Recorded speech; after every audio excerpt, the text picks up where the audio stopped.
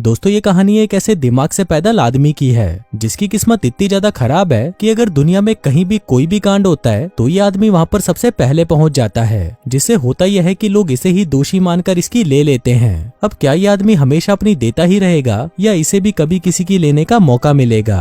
तो कहानी की शुरुआत एक पुलिस चीफ को दिखाते हुए होती है, जिससे कई सारे न्यूज रिपोर्टर्स एक सीरियल किलर के बारे में पूछ रहे थे जो सिर्फ औरतों का ही मर्डर करता था और निशानी के तौर पर उनकी कच्ची अपने पास रख लेता था। पुलिस चीफ कहता है कि चाहे कुछ भी हो जाए लेकिन मैं उस किलर को पकड़ कर रहूंगा। आगे हम मुन्ना जहरीला नाम के एक आदमी को देखते हैं जो कि दिमाग से बिल्कुल पैदल था और एक पार्टी में उल जलूल हरकतें कर रहा था। तभी वहाँ पर उसका बॉस आता है और उसे कुछ पुतलों को अंदर रखने को कहता है। इसी दौरान उसके पीछे एक खूबसूरत सी लड़की आकर बैठती है, जिसको देखकर बॉस कहता है कि ऐसी लड़कियां बहुत ही गिरी हुई होती हैं और किसी भी मर्द के सामने अपनी टांगे खोल लेती हैं। अब इससे पहले कि मुन्ना जहरीला उस हुस्न की परी को देखता तभी उसकी जगह पर एक बुढ़िया आकर बैठ जाती है। मुन्ना जहरीला को लगता है कि शायद यही है जो आज उसके लिए घोड़ी बनने वाली है, इसलिए वो सबसे पहले अपने आधे अधूरे बाल संवारता है, जिसके बाद वो उसके सामने चूतियों वाली हरकतें करना शुरू कर देता है। उधर वो बूढ़ी औरत भी मुन्ना जहरीला के इरादे समझ चुकी थी, इसलिए वो वहाँ से उठकर चुपचाप निकल लेती है। मुन्ना जहरीला को लगता है कि शायद वो औरत उसे इशारे दे रही है, इसलिए वो भी उसके पीछे जाने लगता है।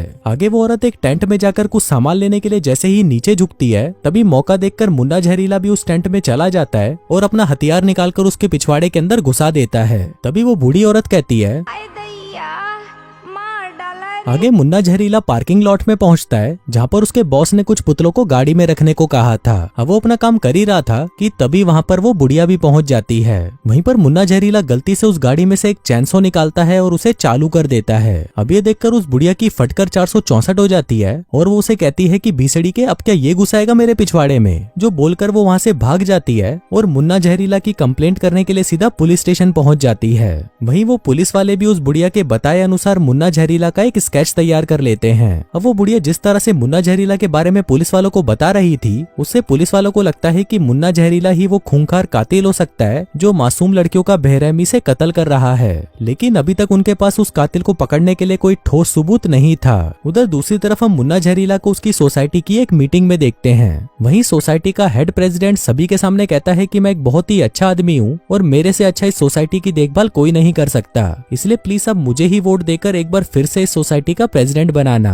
तभी मुन्ना जहरीला अपना हाथ खड़ा करता है और सभी के सामने कहता है कि दोस्तों मेरी किस्मत किसी घोड़े की गींड जैसी है। मैं पता नहीं क्यों उस जगह पर अपने आप पहुंच जाता हूं जहां पर कोई बड़ा कांड होने वाला होता है। इसी के चलते कई बार मुझे कुत्तों की तरह पेला भी गया है, लेकिन मैं ये तो यकीन से कह सकता हूँ कि मैं इस भीसड़ी वाले प्रेसिडेंट से ज्यादा अच्छा उम्मीदवार हूँ। इसलिए अगर आप चाहो तो मुझे भी वोट देकर इस सोसाइटी का प्रेसिडेंट बना सकते हो। वैसे भी अब इस बुड्ढे के दिन ही कितने बचे हैं, ये तो कभी भी लुढ़क सकता है। अब उसकी ये बातें सुनकर प्रेसिडेंट गुस्से में आग बबूला हो जाता है और मुन्ना जहरीला को पेलने के लिए उसके पास जाने लगता है। वहीं मुन्ना जहरीला उससे बचने के लिए ऊपर जाता है, पर तभी उसका पैर फिसलता है और वो सीधा जाकर बास्केटबॉल के नेट में फंस जाता है। अब मुन्ना जहरीला की ये हरकतें देखकर सोसाइटी के बाकी लोग उसे खूब गालियां देते हैं और उसे वहाँ से भगा देते हैं। आगे वो अपने किराए के अपार्टमेंट में जाता है, जिसका किराया भी उसने पिछले 1 साल से नहीं दिया था। फिर थोड़ी देर बाद उसके अपार्टमेंट में प्रेसिडेंट एक आदमी को लेकर आता है। वो उसे पूरा अपार्टमेंट दिखाता है और कहता है कि मैं मुन्ना जहरीला को जल्दी ही यहाँ से निकाल दूंगा, जिसके बाद ये अपार्टमेंट तुम्हारा हो जाएगा। उधर मुन्ना जहरीला भी उनकी सारी बातें सुन रहा था, जिसके बाद वो किसी को फोन लगाने का नाटक करता है और कहता है कि भाई मैंने ये अपार्टमेंट लेकर दुनिया की सबसे बड़ी गलती कर दी। पता नहीं कितनी बार यहाँ से मेरे कच्छे चोरी हो चुके हैं और ऊपर से जो यहाँ का प्रेसिडेंट है वो मीठा है, जो अकेले में आदमियों को देखकर उनकी गींड मार लेता है। अब ये बात सुनते ही पास खड़े आदमी की फटकर 64 हो जाती है और वो अपना पिछवाड़ा उठाकर वहाँ से निकल जाता है। आगे जब मुन्ना जहरीला एक कैफे में कॉफी पीने जाता है तभी उसे वहाँ पर एक पटाखा लड़की दिखाई देती है, जिसको देखकर वो कुत्ते की तरह उसके पीछे जाने लगता है। लेकिन इसी दौरान वो एक आदमी से जाकर टकरा जाता है, जिसकी जलती हुई सिगरेट सीधा जाकर उसकी पैंट में घुस जाती है। दूसरी तरफ वो लड़की कैफे से निकलकर बाहर जा रही थी कि तभी उसकी सब्जियां नीचे गिर जाती हैं, जिसको वो झुककर उठाने लगती है। वहीं उसकी मोटी गींड देखकर मुन्ना जहरीला उसको निहारने लगता है, पर तभी वो जली हुई सिगरेट उसकी झांटों को जला देती है। मुन्ना जहरीला जल्दी से एक बियर उठाता है और उससे अपने जंगल में लगी आग को शांत करता है। आगे जब वो वहाँ से अपने घर जा रहा था तभी वहाँ पर एक दुकान वाली उसे पहचान लेती है कि ये साला वही भड़वा है जो कई बार उसकी दुकान से उधार ले जा चुका है। जिसके बाद वो अपने एक वर्कर को उसके पीछे जाने को कहती है। उधर मुन्ना जहरीला भी उसे पीछे आते हुए देख लेता है और वहाँ से भागने लगता है। वो उसे बचने के लिए एक बालकनी पर जाकर लटक जाता है, लेकिन तभी वहाँ पर एक लड़की कपड़े सुखाने आती है और उसकी तरफ अपना पिछवाड़ा करके कपड़े सुखाने में लग जाती है। अब ये मौका तो मैं भी नहीं छोड़ता तो अपना मुन्ना जहरीला कहाँ छोड़ने वाला था, और वो अच्छे से उसकी मोटी गींड को निहारने लगता है। आगे हम देखते हैं कि मुन्ना जहरीला एक नंबर का मुफ्तखोर आदमी था। वो कभी सामान पैसे देकर नहीं खरीदता था और उसके पास एक से बढ़कर एक तरीके थे चोरी करने के।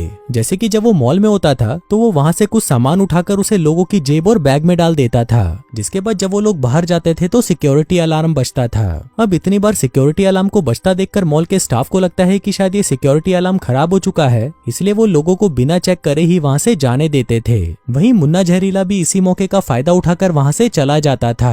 वहीं दूसरी तरफ पुलिस चीफ और एक डॉक्टर कुछ फीमेल ऑफिसर्स के साथ एक मीटिंग रखते हैं। यहाँ पर डॉक्टर उन पुलिस ऑफिसर्स को मुन्ना जहरीला की कुछ वीडियोस दिखाता है और कहता है कि इस आदमी को ध्यान से देखो, ये वही खूंखार सीरियल किलर है जो औरतों को अपना शिकार बनाता है। पहले तो ये आदमी उनकी कच्छियों में झांकता है और फिर मौका मिलते ही उन्हें मारकर उनकी कच्छी चुरा लेता है। डॉक्टर बताता है कि अगर हमें मुन्ना जहरीला को पकड़ना है तो तुम में से किसी एक लड़की को मुन्ना जहरीला की आइटम बनना होगा और उससे अपनी पिंकी पिटवानी होगी। अब ये बात सुनकर वहाँ पर बैठी सभी औरतें उठकर चली जाती हैं, क्योंकि उनमें से किसी को भी अपनी तितली का चमगादड़ नहीं बनवाना था। लेकिन एक लड़की जिसका नाम शीला शातिर था वो इस काम को करने के लिए तैयार हो जाती है, जिसके बाद अगले ही दिन से वो मुन्ना जहरीला पर नजर रखना शुरू कर देती है। उधर मुन्ना जहरीला कुछ पुतलों को उठाकर वैन में रख रहा होता है और जब शीला शातिर उसे ये करते हुए देखती है तो उसे लगता है कि शायद मुन्ना जहरीला उन पुतलों की ही ले रहा है। अगले दिन शीला शातिर सोसाइटी के प्रेसिडेंट के साथ मुन्ना जहरीला के अपार्टमेंट में आती है। दरअसल वो मुन्ना जहरीला के साथ रूम शेयर करके उसी के साथ रहना चाहती थी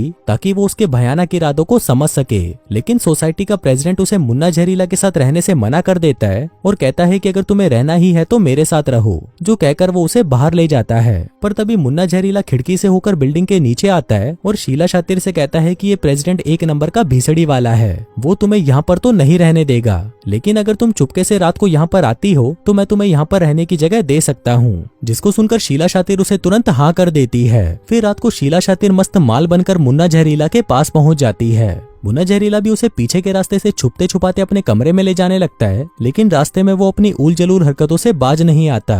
इससे परेशान होकर शीला शातिर अपने पर्स से बंदूक निकाल लेती है, क्योंकि उसे लग रहा था कि कहीं ये उसकी गींड ना मार दे, लेकिन मुन्ना जहरीला उसे कुछ नहीं करता। अगले दिन पुलिस चीफ और डॉक्टर शीला शातिर से मुन्ना जहरीला के बारे में पूछते हैं, जिस पर शीला शातिर कहती है कि वो तो एक नंबर का चूतिया आदमी है, लेकिन अजीब बात तो ये है कि उसने अभी तक मेरी लेने की कोशिश नहीं करी। अभी सुनकर वो दोनों से कहते हैं कि तुम अपने काम को ऐसे ही जारी रखना, ताकि जैसे ही मुन्ना जहरीला तुम्हें लपेटने की कोशिश करे तभी तुम उसे गिरफ्तार करके हमारे पास ले आओ। वहीं दूसरी तरफ हम मुन्ना जहरीला को देखते हैं, जो कि अपने बॉस को शीला शातिर के बारे में बता रहा था। कहता है कि सर, कल रात को मेरे घर पर एक लड़की आई है जो कि दिखने में एकदम सॉलिड माल है और वो दिन भर मेरा घोड़ा लेने के लिए तैयार रहती है। अभी सुनकर उसका बॉस कहता है कि ये लड़कियां होती ही ऐसी हैं, इनको बस हमारे घोड़ों की सवारी करनी होती है, जिसके बाद ये हमारा चूतिया काटकर चली जाती हैं, इसलिए तुम इनके सामने सख्ती से रहना। आगे मुन्ना जहरीला जब अपने घर पहुंचता है तभी वो देखता है कि शीला शातिर वहां पर पहले से ही होती है। वो मुन्ना जहरीला के पास आती है और उसे अपनी चूचियां दबाने को कहती है, जिसके बाद वो उसके सामने अपनी टांगे खोलकर बैठ जाती है और उसे अपनी जंगलों से भरी हुई गुफा दिखाती है। लेकिन अपना मुन्ना जहरीला उसकी इन सब चालों में नहीं फंसता और वो उससे दूर जाने की कोशिश करता है। अगले दिन शीला शातिर वापस डॉक्टर के पास जाती है और उसे बताती है कि कल मैंने उसे अपनी गुलाबी देने की बहुत कोशिश करी,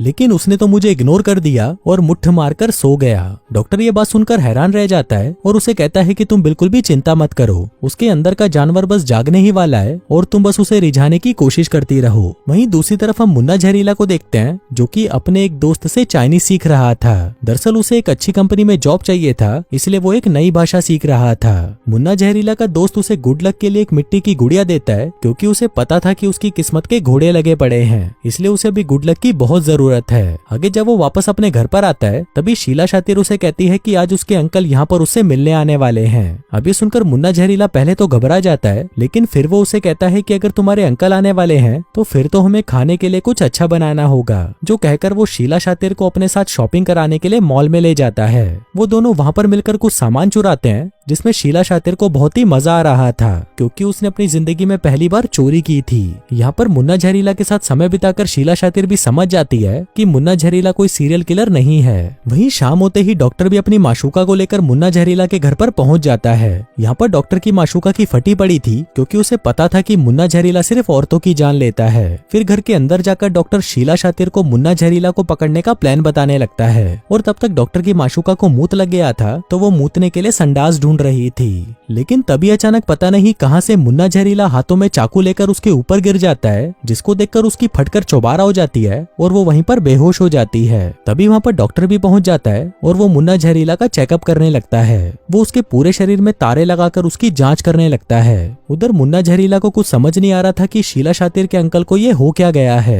इसी दौरान वहां पर शीला शातिर भी पहुंच जाती है और मुन्ना जहरीला पर इतना अत्याचार होता देखकर वो डॉक्टर को ये सब करने से रोक देती है। उधर डॉक्टर की माशूका जब घर से निकल रही थी तभी अचानक वो एक खिड़की में फंस जाती है। लेकिन तभी वहां पर मुन्ना जहरीला भी पहुंच जाता है और वो उसे वहां से निकालने की कोशिश करने लगता है। लेकिन उस औरत को लगता है कि शायद मुन्ना जहरीला उसकी लेना चाहता है, इसलिए वो सीढ़ियों से गिरते पड़ते वहां से भाग जाती है। अगले दिन मुन्ना जहरीला एक कंपनी में जॉब इंटरव्यू देने जाता है, जहाँ पर वो देखता है कि बहुत सारे चाइनीज लोग उसका इंटरव्यू लेने के लिए वहां पर बैठे हैं। आगे वो लोग उससे चाइनीज में कुछ पूछने लगते हैं, लेकिन अपना मुन्ना जहरीला तो सिर्फ अभी तक थैंक यू बोलना ही सीखा था, इसलिए वो उनके सवालों के जवाब नहीं दे पाता, जिससे होता यह है कि उसे इंटरव्यू से धक्के देकर निकाल दिया जाता है। आगे घर आकर वो अखबारों में फिर से अपने लिए नौकरी ढूंढने लगता है। उधर शीला शातिर का काम भी पूरा हो चुका था, इसलिए वो मुन्ना जहरीला को छोड़कर वहां से जाने का सोच रही थी। लेकिन इसी दौरान वहां पर डॉक्टर आ जाता है और उसे एक बढ़िया सी ड्रेस देकर एक आखिरी बार मुन्ना जहरीला के सामने जाने को कहता है। दरअसल डॉक्टर को लग रहा था कि शीला शातिर को इस ड्रेस में देखकर मुन्ना जहरीला उस पर टूट पड़ेगा और डॉक्टर उसे रंगे हाथों पकड़ लेगा।